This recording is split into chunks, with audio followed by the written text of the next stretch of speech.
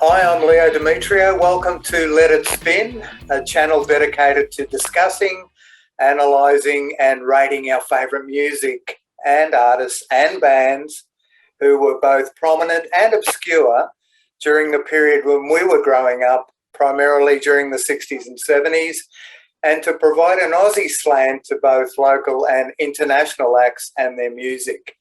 And we're coming to you from the beautiful city of Geelong in Victoria. So allow me to introduce my two fellow enthusiasts, the man who currently produces the excellent 45 RPM radio show, Mr. Wes J. Hey, good day.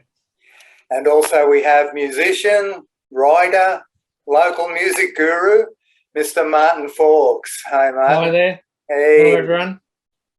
Today we'll be providing individual insights into the latest Baz Luhrmann movie, Elvis, as well as giving you our top 5 Elvis songs that were released as singles when he was alive.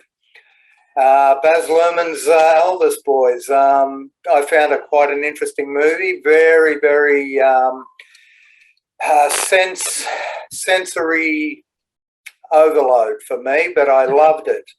It was great to watch, great to listen to, and it had a very much a contemporary spin on a great story. And for me, I really appreciated it. And I know it's going to bring a lot of new converts, I guess you could say, to Elvis's fanhood.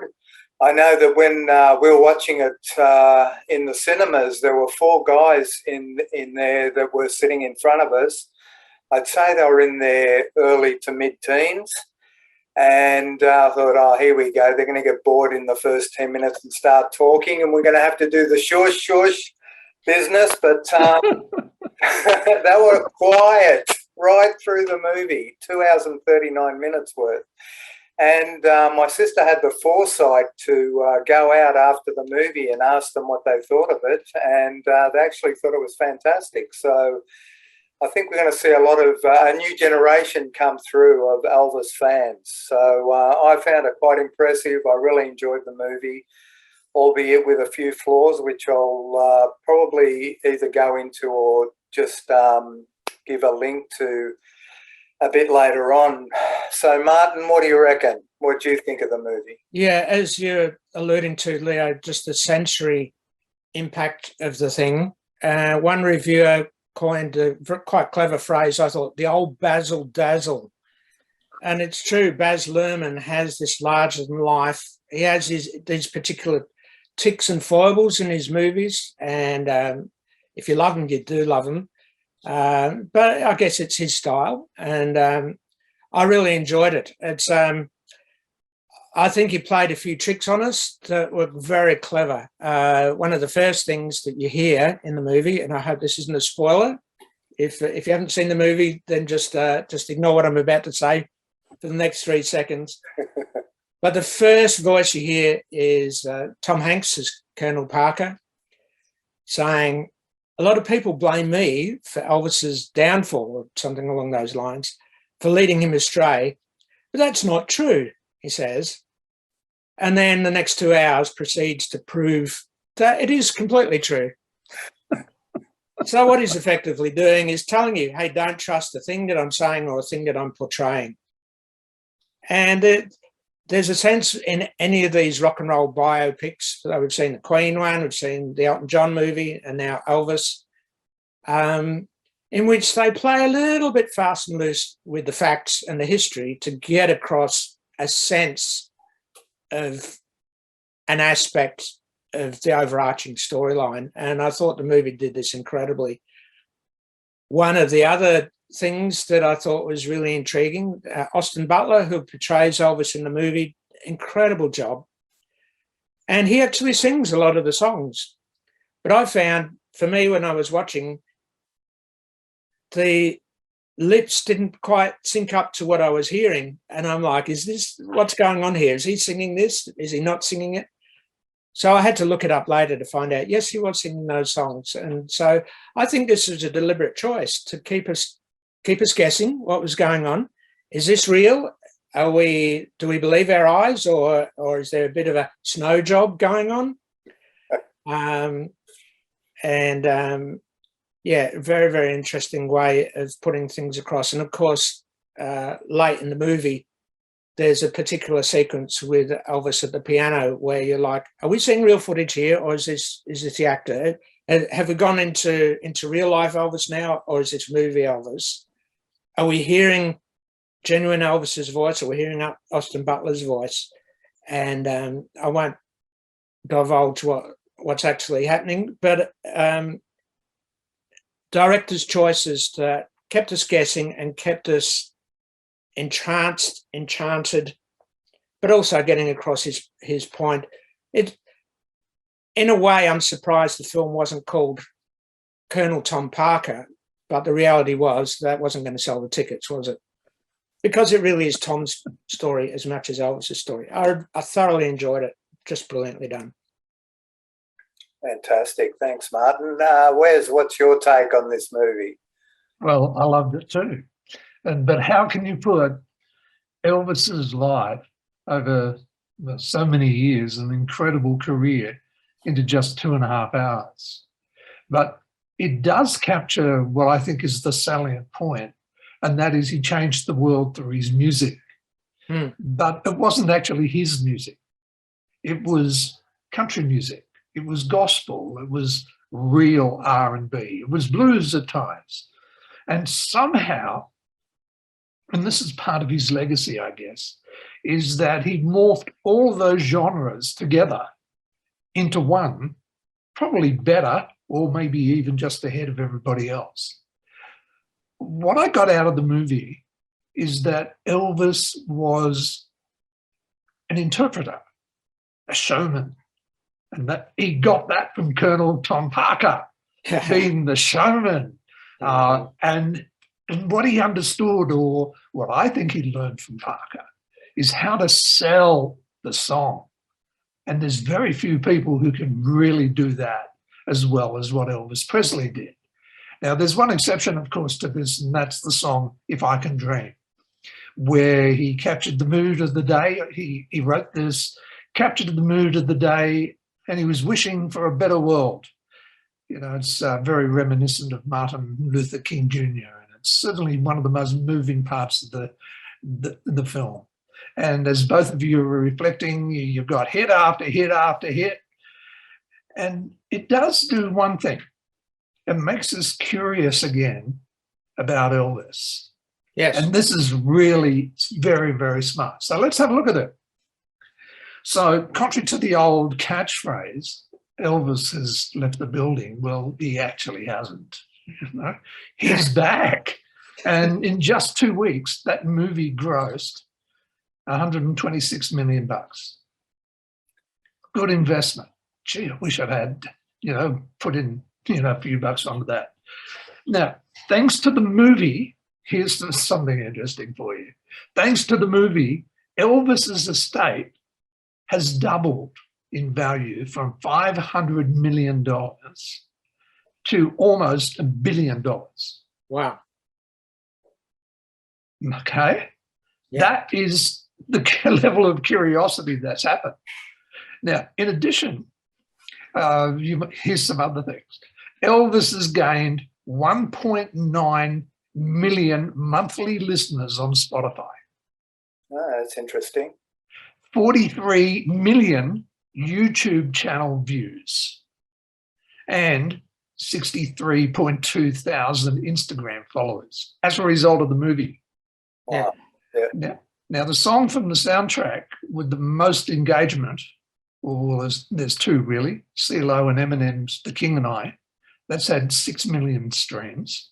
And Doja Cat's Vegas, way ahead on that, 85 million streams. Now, with the exception of It's Only Love and Any Day Now, which have just over 1 million new streams, the remastered Elvis Presley stuff has only had 300 to 500,000. So all that you've both been saying, it's made people curious again about Elvis Presley. But what this has done is introduce a new generation to Elvis.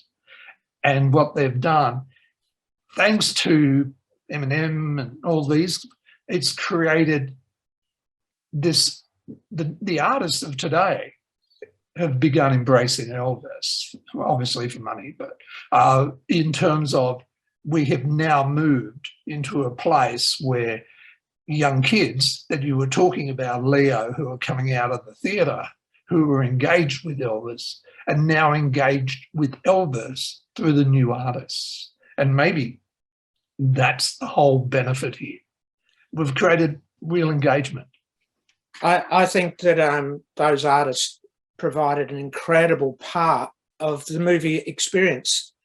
So some of those names, Eminem, CeeLo Green, Jack White, Tame Impala, Panau, Doja Cat, as you were saying. I felt some of the transition scenes and the moments of tension in the movie really relied on those particular artists, because the choice to go with Elvis tunes throughout as the soundtrack is a wise choice, of course. If they were actually using Elvis songs, Elvis performances in moments of tension, I don't think we would have actually tensed up, because we know him too well. Those songs are too familiar. Yeah. So by doing hip-hop versions and techno and electronica and more contemporary artists, that allowed the familiar song, but a bit of an angular version of it. And you're just, oh, something's going on here. What's going to happen now? I think that was brilliantly done. Yeah, absolutely. And I think that the fact that a lot of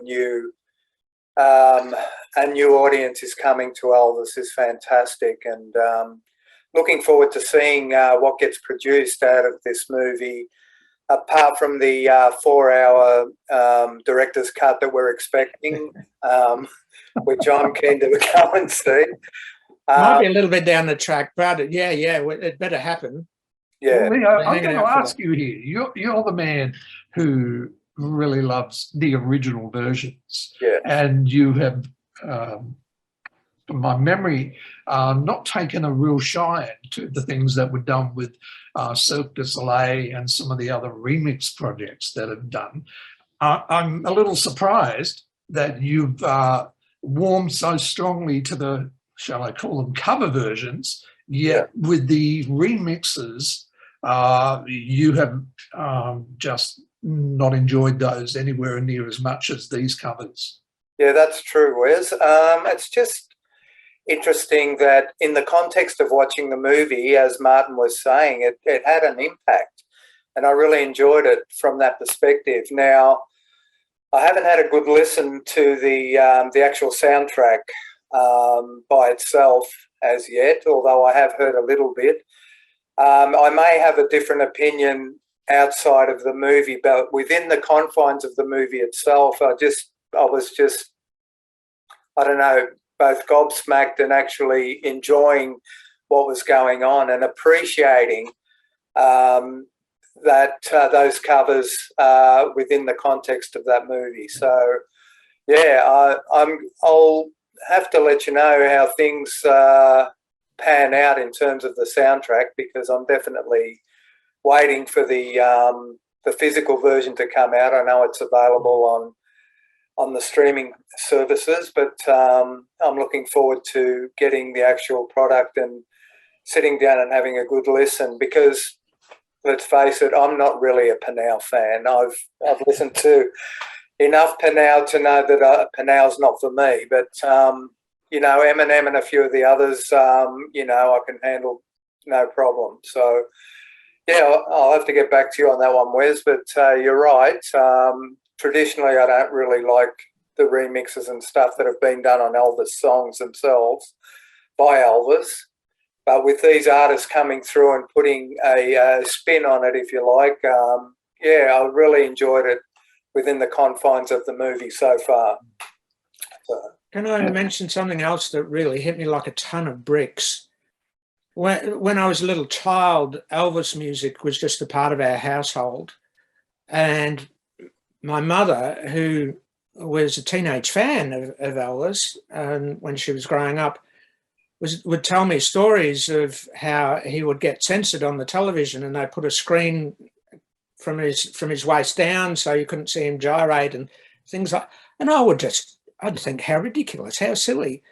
But seeing it portrayed in the movie, and again this sense of the unreliable narrator, but it just portrayed so strongly the resistance to.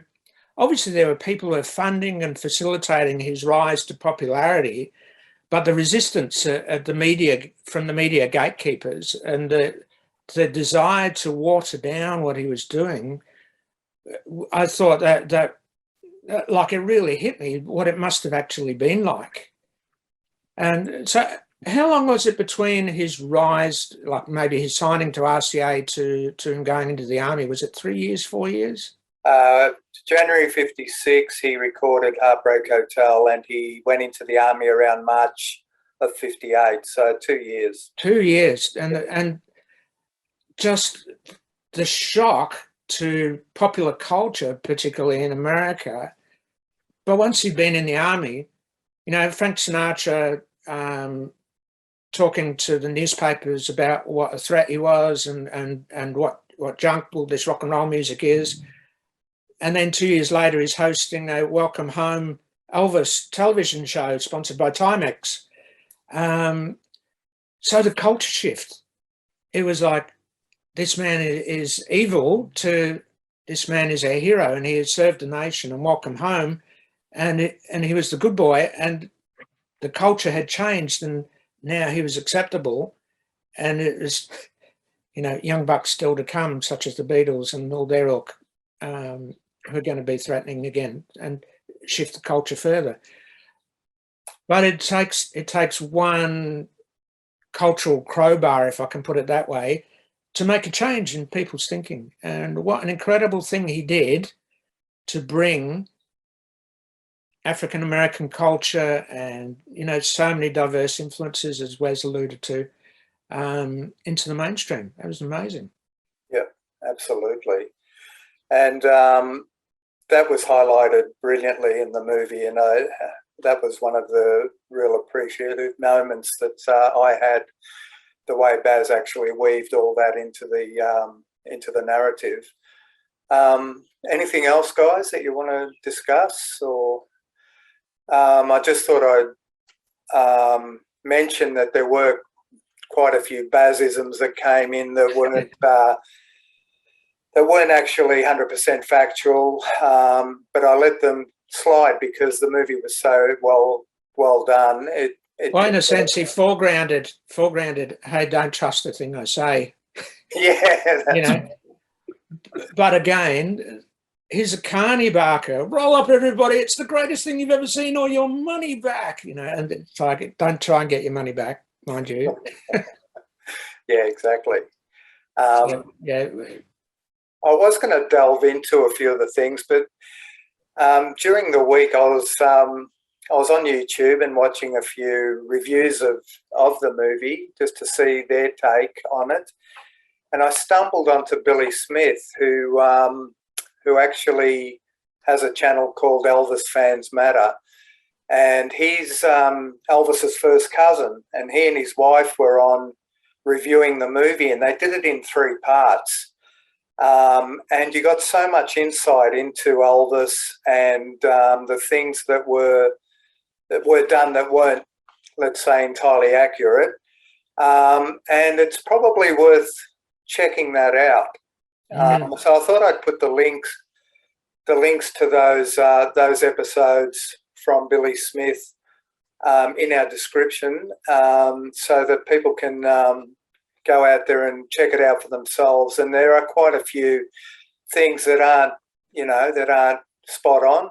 Yeah. And for those that aren't 100% familiar with Elvis, you might want to have a look and just see what the differences are from actual to Baz. So there, I'll put that in at the end after this. I thought we might get into our top 5s, boys. What do you reckon? I might start with Martin. What's Sure. your number 5? Number 5, childhood favourite. Never occurred to me it would be about someone taking their own life, for crying out loud. Heartbreak Hotel. Yeah, such a good song. Just mood, groove, attitude, personality. Number 4, someone actually. I might just, sorry, Martin. Sure. Is it okay if I go to Wes now with his? Yeah. I thought we might just go around and Yeah, let's do that. put a bit of the drama and intensity into the situation. I haven't got a snare drum here, I'm sorry. What about you, Wes? Number 5. Number 5. I'm going to go with Kentucky Rain. Yeah, great song. Good. So touch of country. Yeah. And my number 5, the same as Martin's, believe it or not, Heartbreak Hotel. Snap. His first single for a new record label, RCA, in January of '56, was, as Martin would say, one of these depressing, suicidal songs that you wouldn't have expected to get to number 1 on the charts. But it just took America by storm and went to number 1. Actually got to number 3 here in Australia as well. So it did well worldwide, and just an amazing song. And I checked out the charts around those times in America. There wasn't another song like Heartbreak Hotel on those charts. It was just so unique, and it worked, and it was just fantastic. He didn't need any of the Jordanaires or any other anything else to sort of back him up. He just needed that solitary voice to just give those lyrics meaning, and it certainly did to a big, amazing Scotty and DJ too. Released here on a 78. Yeah. Wow. But yeah, good stuff. Your number 4, Martin. Okay. This is one actually came out via Wendy Matthews from her Witness Tree album. And she did a kind of a gospel album with that record and this incredible song. And then I found out it was an Elvis song, If I Can Dream. In a way, I kind of think of this as Elvis's Over the Rainbow. Such a poignant and stirring and powerful, emotional, it tugs at parts of you that you don't even know are sensitive to be tugged, just beautiful. If I Can Dream. Yep. I love his Royal Philharmonic version of that. That's just they did a good job, didn't they? Yeah. I need to check that one out. Wes, your number 4? Well, something else with a bit of an orchestra, and that's The Wonder of You. Love that song. What is it, about 1971 or something? And it was one of the few singles, maybe just a handful of singles that were recorded live that have made the charts anywhere in the world. Of course, there's Peter Frampton, with the stuff that he did, and there's some Rolling Stone stuff, but there's not very much. Billy Vera and the Beatles, but altogether, it's just one of the few live cuts that has done well as a single. Yeah, absolutely. I was hoping you wouldn't say Benny and the Jets, and you didn't. So that's one that gets that live feel about it, and a lot of people believe that was a live recording because of the way it was recorded. They tricked us. They tricked us. Yeah, sure, Colonel Tom Parker wasn't involved. Yeah, exactly. My number 4 is what a lot of people would determine to be their number 1, and this has always been high in my estimation. It's Suspicious Minds from 1969. Worldwide number 1 hit, riding on the coattails of that wonderful NBC TV special, as a lot of subsequent singles were at the time. And it's just a song that... it's one of the early singles that I ever purchased with my parents' money. And, get a job, Leo. Yeah, that's right. Well, I was only like 11 when it came out. So, But magnificent song. I must have played the grooves out of that when I first got it. I've played it hundreds of times, and I'm still not sick of the thing. When I hear the intro of that song, either on the radio or when I'm playing it, I just love it to death. So that's my number 4, Suspicious Minds. A very special song too, because it's one of the very first extended versions, because what I can't remember, Strawberry Fields Forever, they do this false fade out, then they bring it back in. Yeah. And I can never figure out why have they done that. You know, it's like maybe it just got boring, you know, at the end. So it fades out. Yeah. Most of the radio stations just fade out when the song begins to fade. Because maybe somebody played a bum note, and rather than remix it, they just faded it and brought it back. Hey, could have been that, just that. More tricks, yeah. Martin, you're number 3. This is a title song to, when I say one of my favourite Elvis movies, there's only two favourite Elvis movies that I have, but this one, no, it's not Charo, it's Viva Las Vegas.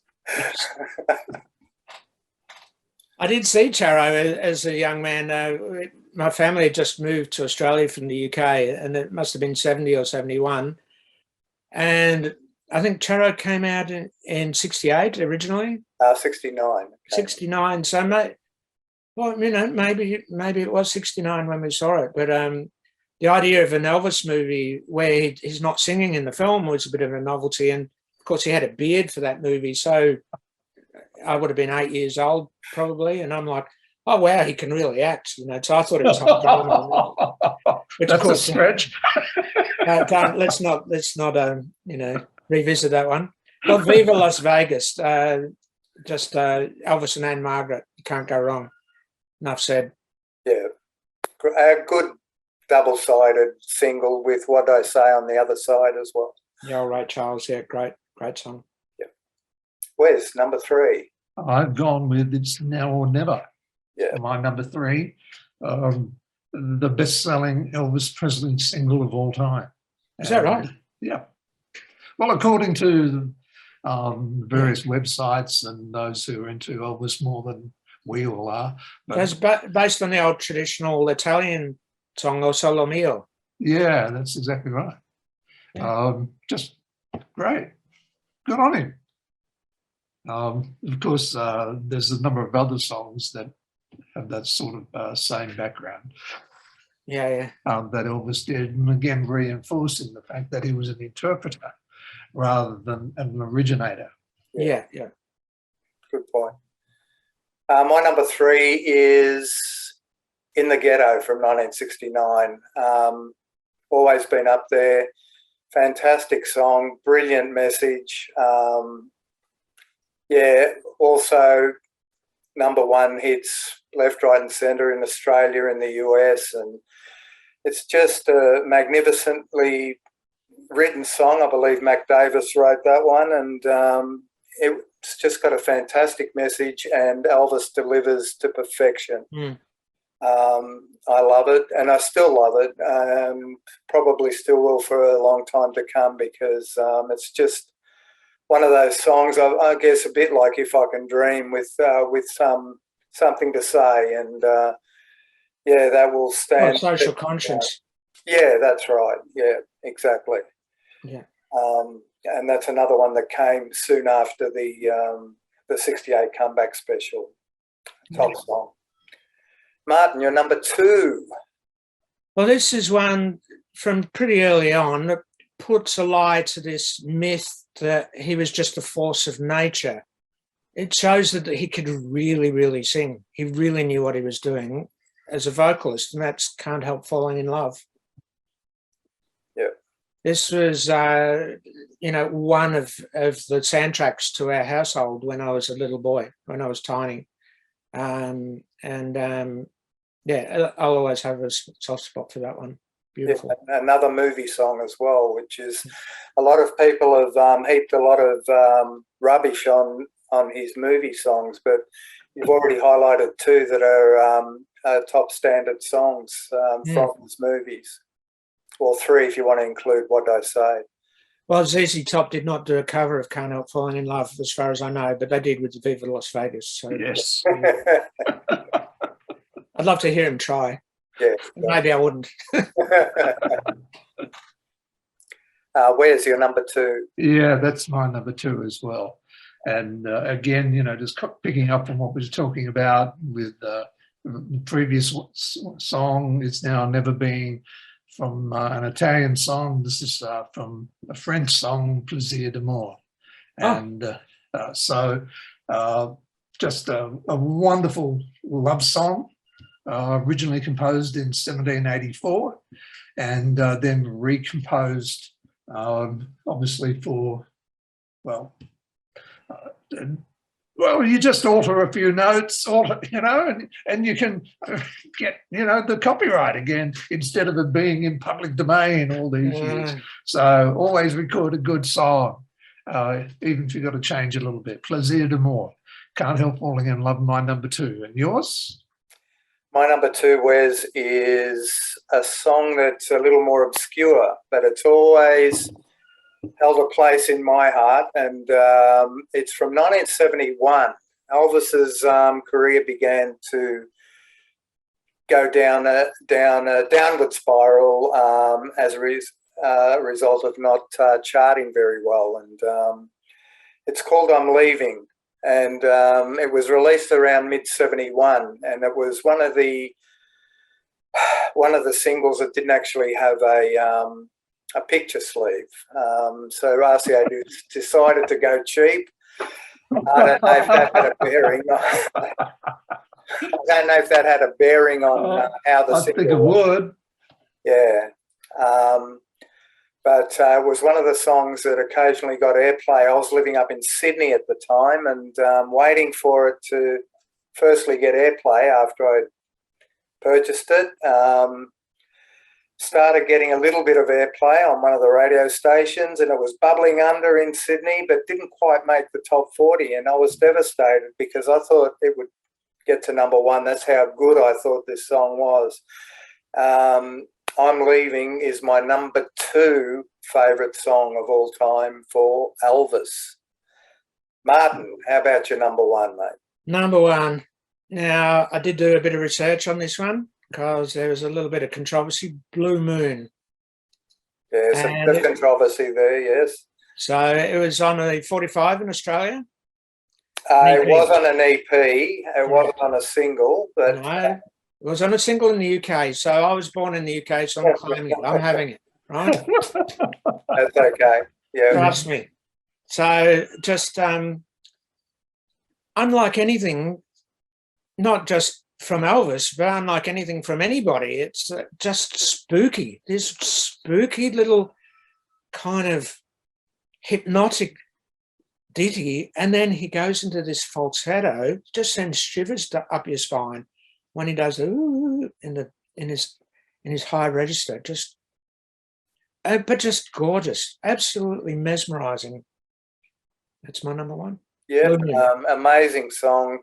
Recorded during his Sun years and released as an EP here in Australia as part of his RCA recordings. Yeah, but for somebody from 1954 or early 55 or late 54, I can't remember, but just an amazing performance for someone that young. And so for all of the melting pot of influences, it's like, well, where did this come from? What's your number 1, Wes? I've gone with a song that was a hit twice. First in 1972, then later on in the 80s as part of the Elvis medley. It's Burning Love. And I love it because of the energy that the song has. And, you know, to tie that back to what we were talking about earlier, it's the energy songs that I think really shone in the Elvis movie. And this song, Burning Love, has just got some of the most profound energy that Elvis ever recorded. Yeah, absolutely. And he loved to go back to that rock and roll style at the time. And he really appreciated the fact that he could record something with that energy as well. And it got top 3 here in Australia, in America as well. But I think in some charts it got to number 2, held out by what song, do you think? It was Popcorn by Hot Butter, that instrumental. Oh, well, there's no accounting for taste. Yeah, incredible. But a great song, nevertheless, Burning Love. Yeah, my number 1, another kind of obscure one, but I just love it more with each year that passes. And I'm not familiar with that. Sorry, Matt? I'm not familiar with it. Which one? The one I'm talking about? Yeah. Yeah, it's from 1972. So Elvis's chart, it was decreasing to the point where there was nothing in the charts of this song. It was not even in the top 100 of any country. So you had dash, dash, dash, dash, dash, dash, Yeah. dash when you look up Wikipedia. It's Raised on Rock, isn't it? No, it's not Raised on Rock. Okay. But it is probably my favourite gospel song that Elvis ever recorded, and it just sends shivers to my spine. And a lot of it's got to do with, it's called He Touched Me, and it's the title track of his gospel album, He Touched Me. Yeah. And it was released as a single in 72, and just listening to the Imperials, he had the Imperials backing him on this. Yes, yes. So there was Elvis, the Imperials, and a piano, basically. And it just fills the whole room up when you hear it. And Elvis's vocals, obviously he extended himself to the point where he was just truly magnificent as opposed to just magnificent. And every time I hear this song, man, it just sends me to another place. So of recent times, this has crept up to being my number 1 song, and it's still there, and I still love it, and it's great. He Touched Me by Elvis. By Bill Gaither. A Bill Gaither song, correct, yes. That's Wow. right. In fact, Elvis recorded it as a result of hearing the Imperials version in 1969. And he got the Imperials to sing with him on this particular track, which was fantastic. So they knew the song backwards, and the arrangements are just amazing. If you get a chance to just crank it up, it'll be well worth the spin for sure. Talking about spin, the original master of that song was mastered at the wrong speed. So when the original lacquer, when it went out, was spinning somewhere around about the equivalent of speed 66 or 78, and was Elvis sounding like a chipmunk. I'm sorry to destroy that. I wonder if anybody's got a copy of that. If they ended up, It's out there. Yeah, that would be a rarity, I'd say. I'd say so. Wow, interesting fact, Wes. Go and find it. Yeah. Exactly. He would have sounded more like a castrati than his usual voice. Correct, yeah. Beautiful. Well, that's our top 5. I hope you guys enjoyed it, and we will continue to do different themes each time we come on board on YouTube. I want to thank you for checking us out. Now, I've also provided a link to where you can find the latest 45 RPM program, as well as previous shows. And of course, the links to Billy Smith will be there as well. Yeah.